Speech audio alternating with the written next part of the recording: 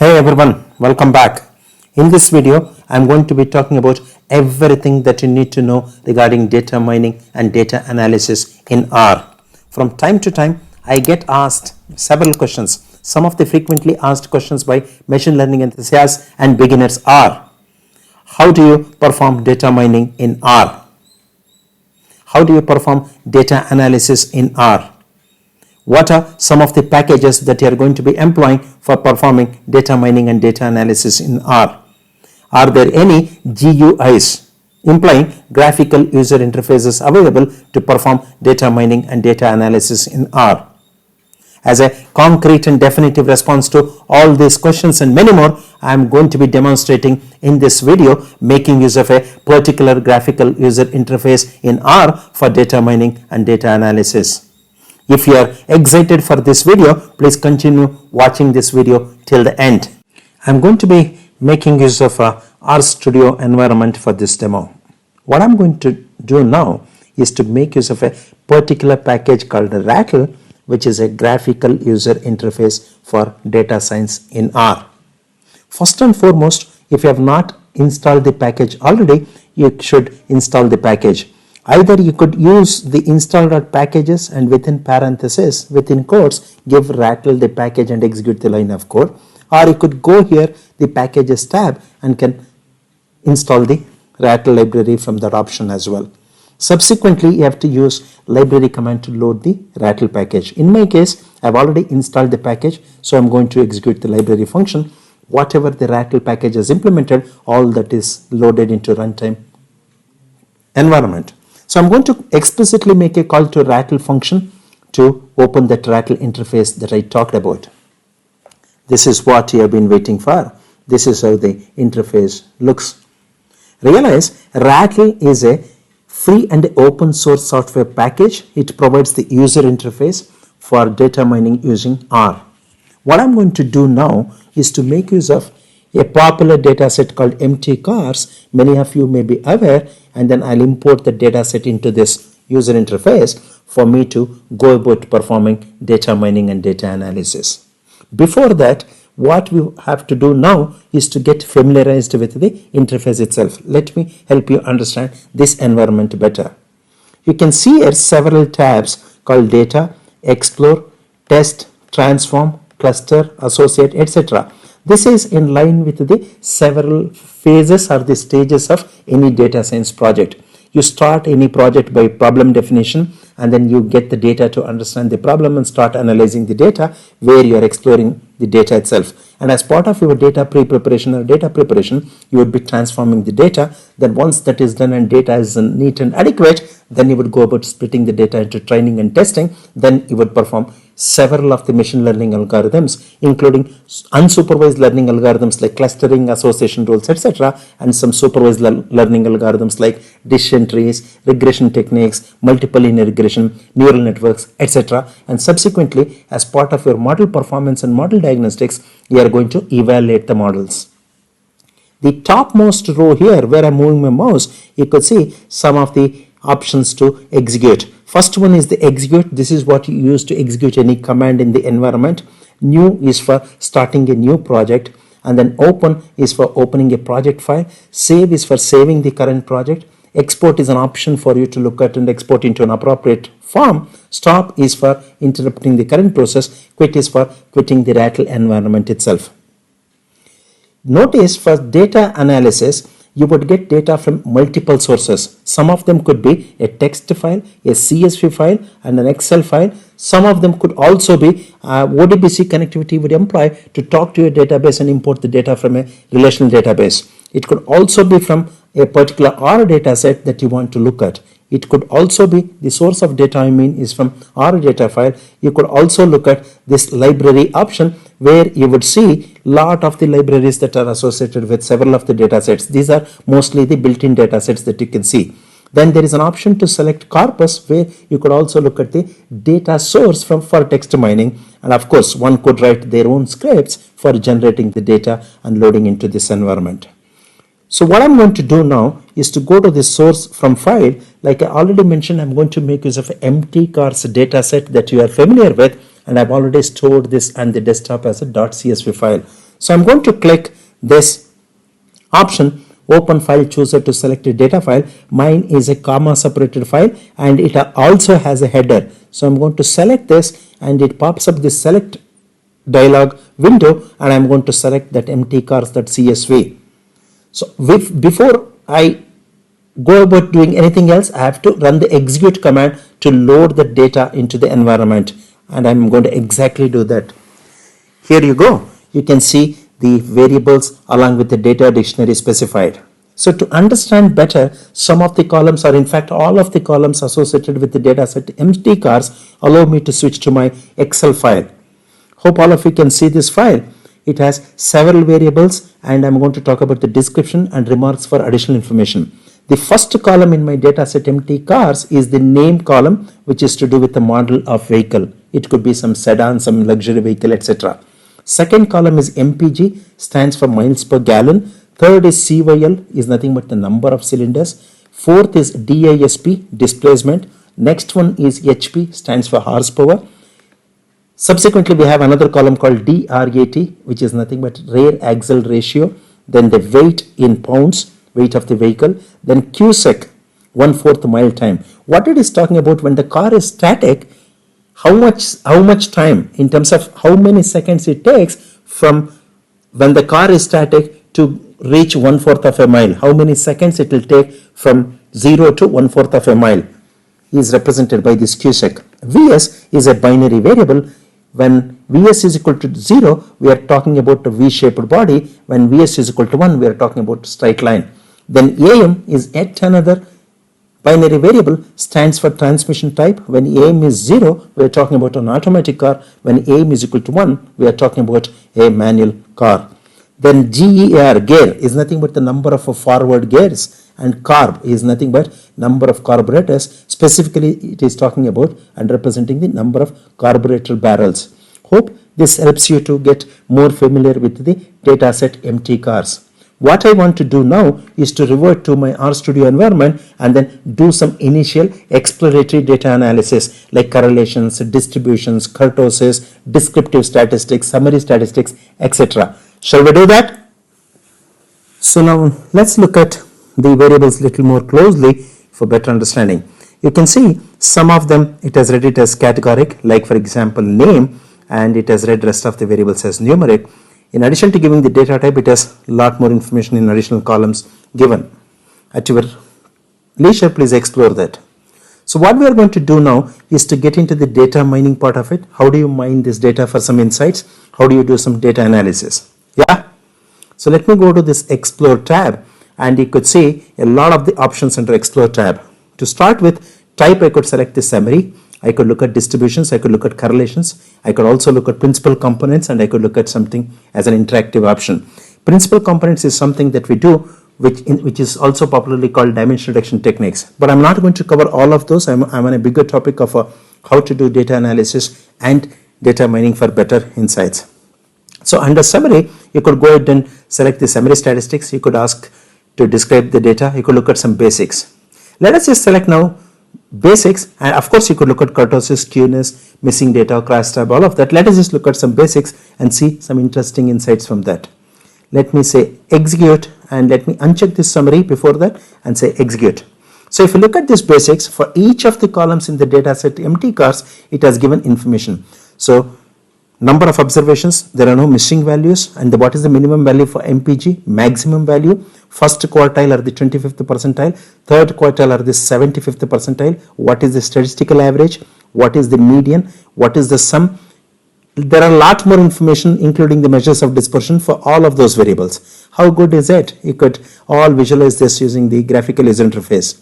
So let me uncheck this and go and check for the summary statistics just to play around and see some more insights we could get. Yes, you would get different set of output for each of those variables. Like for example, if you look at MPG, you could look at minimum miles per gallon was 10.40, maximum was 33.9, and a median value of 19.45 miles per gallon. What it says, 50% of the records in the data have miles per gallon above 19.45, and there are 50% below 19.45. You would know how to rate.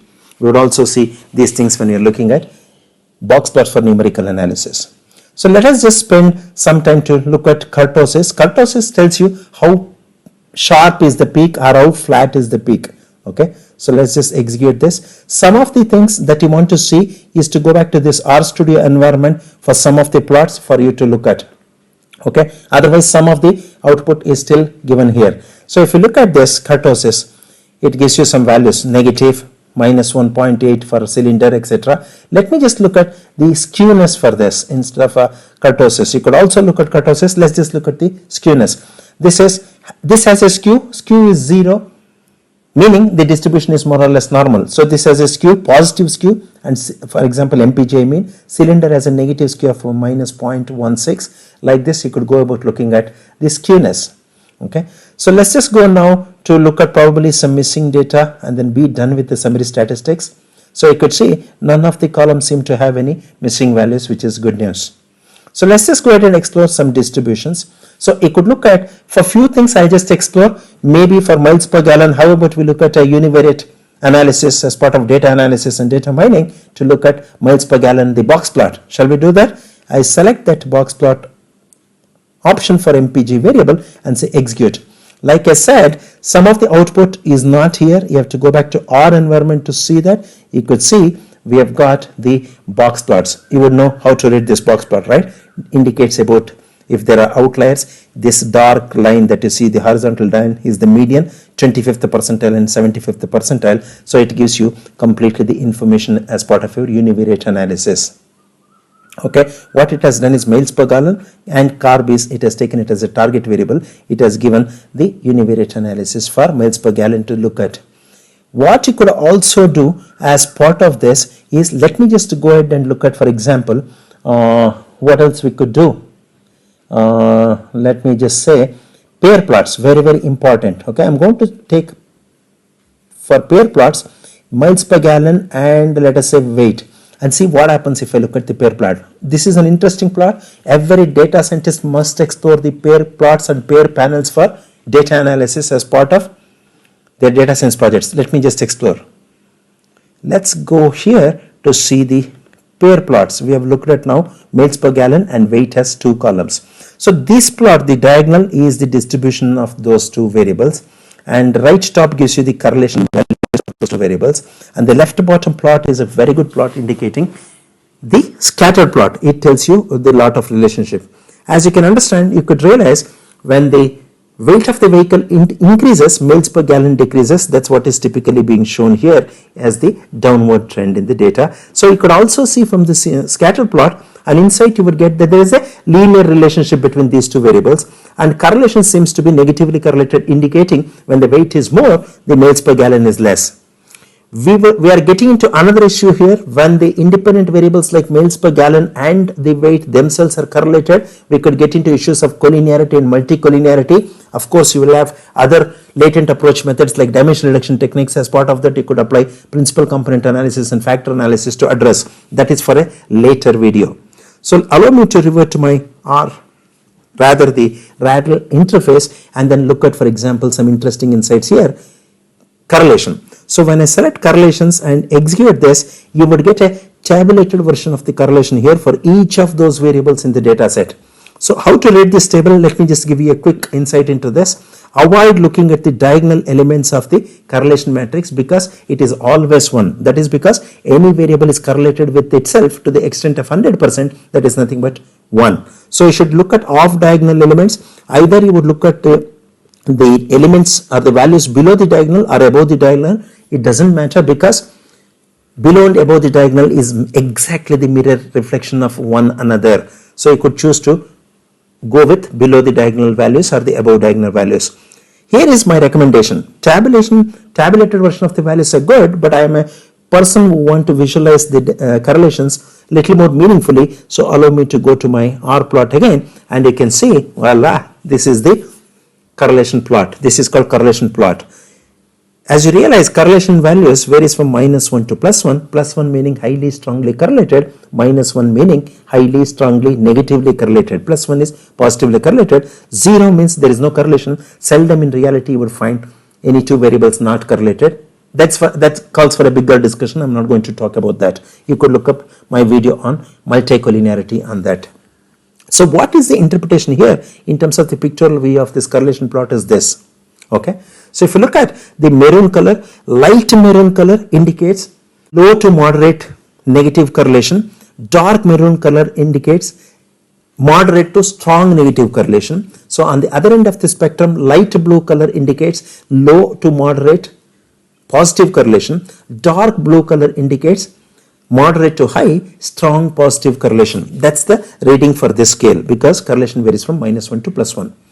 Outside of that, visually it should make a lot of sense for insights. So let us take an example. If I take displacement and weight, you could see it is a bigger circle compared to other circles here for cylinder and HP for same weight variable.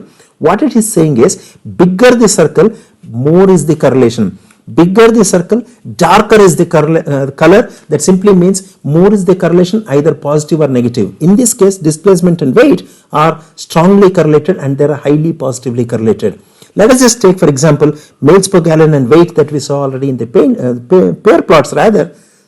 Pair plots, you could see this is also a bigger circle, but this is dark in color with a different color maroon. This indicates moles per gallon and weight are also strongly, highly negatively correlated.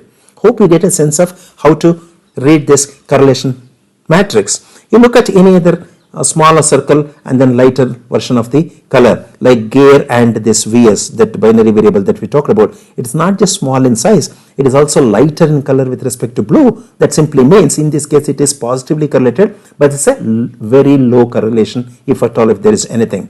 Hope you are able to get a sense of how do we read this correlation matrix. What else we could do? Let us just explore these distributions. Okay, we did the pair plots already. You could explore it to something more if you want. Okay, so what else we could do in addition to this? You want to quickly see correlation we saw. We also saw distributions. Maybe I'll add a few more plots for pair panels because this is one thing that is critical for data scientists to analyze. Let us see how this all pans out in terms of the visual analytics. So if you see, this is what you would get. The diagonal portion of it is the distribution of each and every variable, and this is how you read. Moles per gallon and cylinder has a negative correlation of 0.58, and this is the distribution of moles per gallon and cylinder. Moles per gallon and the another variable here, displacement, this is the distribution, meaning this is the scattered plot. Okay, similarly if I take the last, this is the weight and this is moles per gallon, this is the plot. Okay, this is the scatter plot. So these right top numbers gives you the correlations, left to bottom portion of it is the scatter plots for relationship, and the diagonal element or the diagonal gives you the distributions. Okay, so hope you have found this quite interesting. You could go ahead and explore a lot more things in this. Particularly if I select this interactive, just I'll show you one more option. I'm going to go with the GGRAPTR as the option, and I say execute. It opens up in the browser. Maybe it will take a while for it to open. Let's let it come up. So you could see a lot of the information. It has given the MTCars data set, and plot type is scatter. It has given a lot of information. You could also see the tabulated version of it. You could also see plots. You could interact. So you could go ahead and make changes to this. Instead of this, I want to select displacement and the moles per gallon, or I want to select displacement and weight. How does this stack up? See, there is a pronounced increased, almost linear trend between displacement and weight. So I could go ahead and enhance the aesthetic. I could go ahead and add some color to these things, let us say, and then represent some smoothing effect, some kind of facets. This is more of a enhancing the aesthetics than the functional side of it. Probably it helps you for better interpretation and communication. So you could do a lot more. Of course, I could go on and on in this video, but I'm going to stop at this. We have explored a few statistical techniques in the form of summary and descriptive statistics, looked at for measures of dispersion, looked at for bivariate analysis in the terms of relationships between the variables in terms of scatter plots. We looked at multivariate analysis in the form of pair panels. We also looked at the correlation matrix and correlation plot as part of multivariate analysis. This is how you go about analyzing the data in a structured and systematic fashion, let us say by making use of this user interface, particularly given by Rattle package, courtesy Rattle, and then you could do a lot more. At the end, allow me to say Don't get me wrong, I'm not suggesting for you to avoid writing code, but I'm also bringing an option to you so that you will be enabled on more than one option, not just the way of writing the code to analyze the data. You will have another user interface to do exactly the same thing and more. Okay, so what all I've showed you, really same can be done with a few lines of code in the R or R Studio environment, or could also be done equally eloquently and elegantly well even in Python environment. Okay, hope you have found this quite useful. For those of you who are not familiar, go ahead and play around with this package for a lot more insights, and then let me know how it goes your analysis, how it has enhanced your learning in the comment section. Yeah, with this I've come to the end of this video. I sincerely hope you have liked it and it was useful for you. Please give it a like, subscribe if you have not done so already, hit the bell icon for notification, and stay tuned for more. Happy learning, happy sleuthing, happy analysis. This is Manjunath signing off. I'll talk to you in my next video. Bye-bye.